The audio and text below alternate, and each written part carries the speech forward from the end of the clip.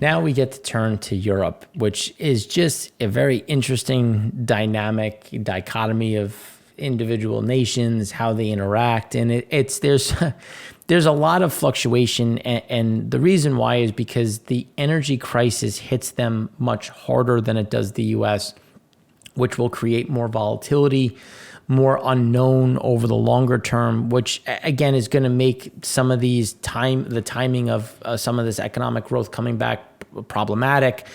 Where do we see some of this growth? So global Eurozone manufacturing PMI expected at 48.8 came in line, so still contracting. CPI month on month expected to be up 0.1, came in at negative 0.4, but core was expected to be at 5.1, came in at 5.2. So again, there's still some of that variation that we've talked about, and it's going to be important because if it stays warm, natural gas prices will come down, electricity prices will come down, some of that inflationary pressure will be there. If we get another polar vortex in the back of February, that could adjust things. So again, there's a lot of movement that you have to be in tune with. Now, ECB raised rates in line with expectations. There was no surprise there. Again, we see a lot of a continuation at this point in time, just because there's more variation. Inflation went up faster, has hung around a bit more, and we do see inflation sticking around a bit in a bit higher level again in Europe versus the U.S. Coming back to what we talked about with some of the issues on just energy prices, electricity prices, and the like. And then when we look at Eurozone composite PMI, the expectation was for 50.2, came in at 50.3. And that was because services really carried the load, coming in at 50.8. But when you look at services going forward, that's where we actually see a little bit of a slowdown. Retail sales are pivoting lower, as we talked about was going to happen in December. Expectation of 2.5 came at negative 2.5 came at negative 2.7. So moving down. But when we look going forward, some of the ECB pieces that are going to be looked at is on the PPI front, sorry. So even though CPI came down in January, PPI actually went up in December, and it came in at 1.1% versus the estimate of negative 0.4. PPI year over year expected at 22.4, came in at 24.6. So you actually got a reacceleration of pricing at the producer level. And that's, again, a bit of a harbinger for future inflation. And not to say that it's going to push inflation back up. It's going to provide that floor and support things that are going to be a bit elevated, which we think is an underlying problem and why we think inflation is going to be a bit stickier. The German economy contracted in Q4. So the Eurozone, how can the Eurozone be doing better than its four largest economies, Germany, France, Italy, and Spain? And it is just distorted by one small, but actually not so small European economy.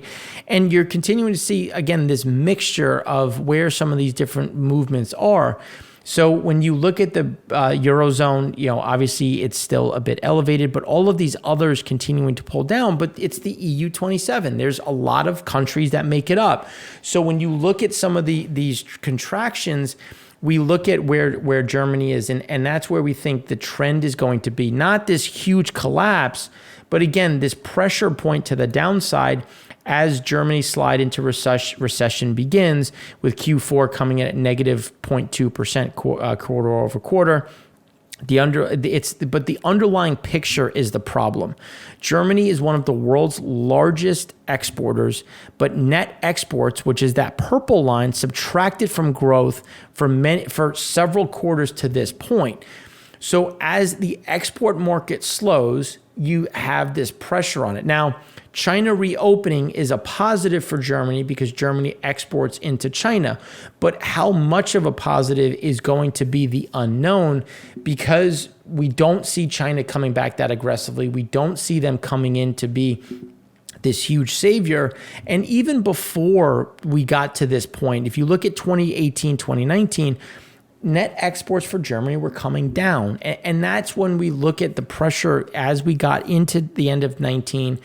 we already saw the problems in the economy. We already saw these slowdowns, and we think that as we kind of normalize, if you will, and take COVID out of the picture, the true economic softness out there is going to come back to light and going to be an overhang and really pull down some of these expectations, keep things in a recessionary, contracting standpoint.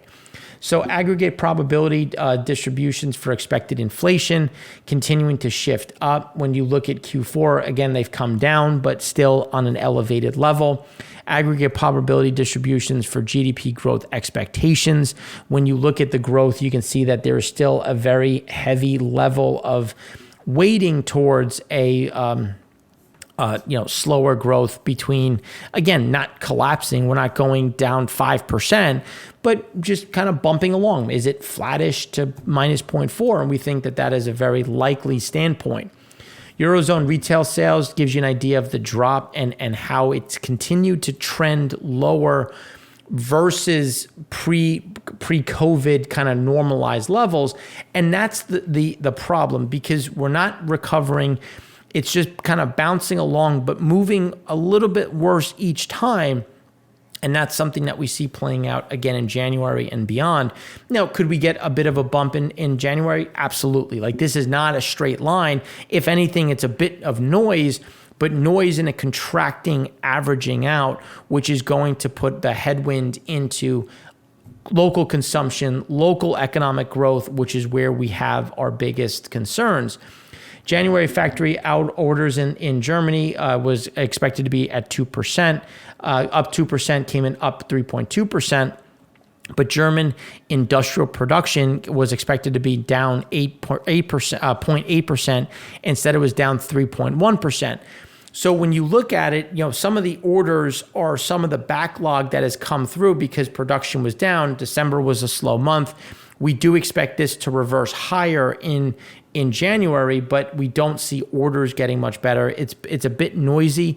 When you look at November was a big down period. December, a bit of a bounce back. So there's some of that lumpiness as you come into year end, especially as you have some of that slowdown in production. So as that normalizes, we'll see a bit of a lift.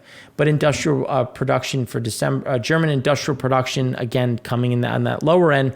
But new business loans were steeply negative. And a lot of this is going to be the bigger problem, because when you look at credit impulses and the borrowing and movement of money in the monetary side, the cost is going up. Your rates are going higher. They're not negative the way they were before on a nominal level. On a real level, they still are. But again, there's a lot of these additional pressure points which we see creating problems for the German economy and the expansion of Europe. Eurozone CPI was expected to be at 8.9%, came in at 8.5%. Eurozone core CPI was expected to be at 5.1, came in at 5.2. Now, this is where we see some of that problem, is the core remaining elevated. And similar to the US, we've been saying the core is going to stay higher than the headline. And that's not something we see adjusting in the near term. Instead, we see that, really creating this longer term issue and longer term problem when we look at some of the Eurozone pressure points. Eurozone real M1 advanced 6 months. You can see coming down, pulling that liquidity. The German loan data supporting that. So again, that's going to pull down the composite PMI. When you look at where activity is going, M3 money supply coming down, that's going to just reduce the amount of liquidity, reduce the amount of borrowing, reduce the amount of just economic throughput, which is the goal. And again, trying to bring rates under control, trying to pull liquidity. So that's why we do see the composite PMI moving further negative, or back into negative territory, putting us into contraction and accelerating some of that recession, the recession spreading not only from Germany, but to other nations. And again, that's why keeping us in that, negative 0.2, negative 0.5, maybe on an extreme negative 1%, but still keeping things a bit hampered. French consumer confidence expected at 83, came in at 80. Still, things are slowing. Mortgage lending has started to slow down in earnest in Germany, France, Italy, Spain. We don't see that changing. Again, more of those headwinds to economic growth. Euro area credit impulse versus BLS credit conditions. Again, that's what we were talking about earlier, moving further down as credit demand dries up. So it's a mixture of rates going up, things slowing in general, but also why there's no demand for it. You've already leveraged yourself to the gills at negative rates.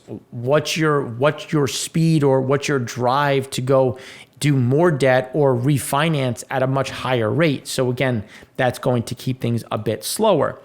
Unlike in the US, in the Eurozone, core inflation is expected to be sticky until the summer. Again, we think that they're both going to be sticky. It's just the Eurozone is going to be sticky higher. So where the US got to that level, started to come down. But again, we think the stickiness is going to be, the equivalent of just on those both sides.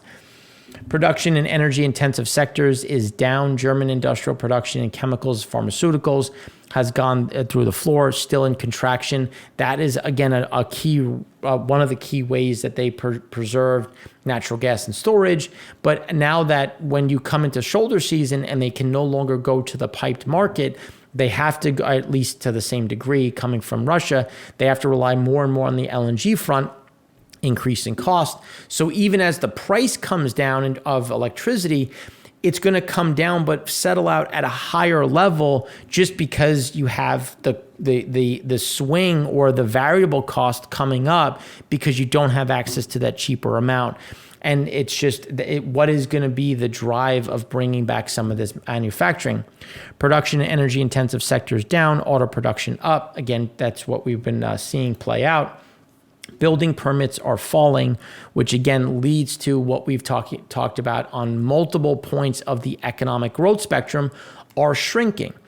And that's where we've talked about exports already there. The consumer, the last couple of weeks, we've talked about how real wages have come down, negotiated wages have come down, real spending has come down. And again, now this is looking at permits where there's no drive to build anything, which, as you can see with the tighter liquidity hurting earnings outlook, because people aren't going to grow, people aren't going to expand, and that's going to slow down some of this underlying expansion and revenue growth.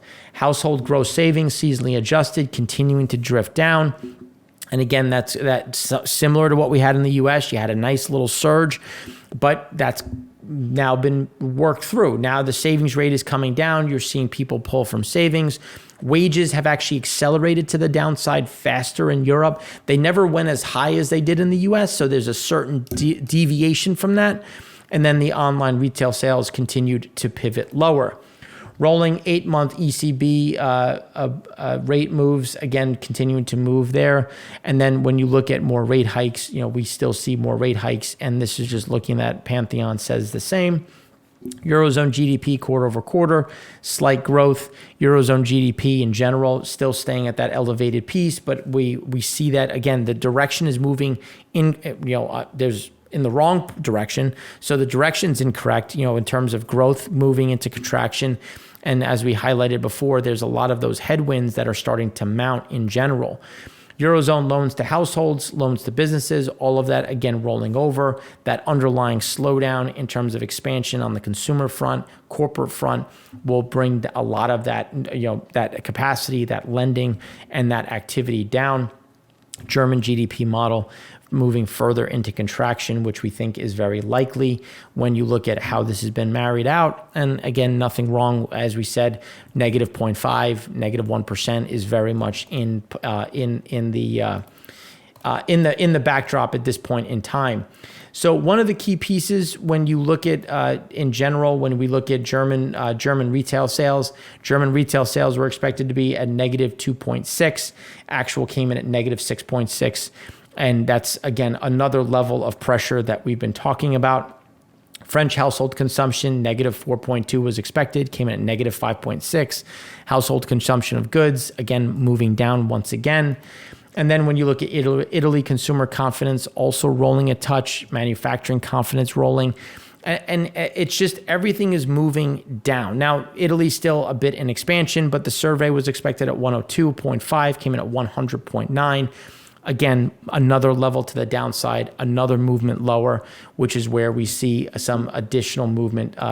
And so even though some of the data it came in positive, we still see contraction. We still see a recession in Europe. And that's why, as we talked in segment 1 about the IMF, we see more downside to IMF pressure and IMF movements because they had growth in Europe. We see contraction. That's just, some of those variations which are going to pull down global growth.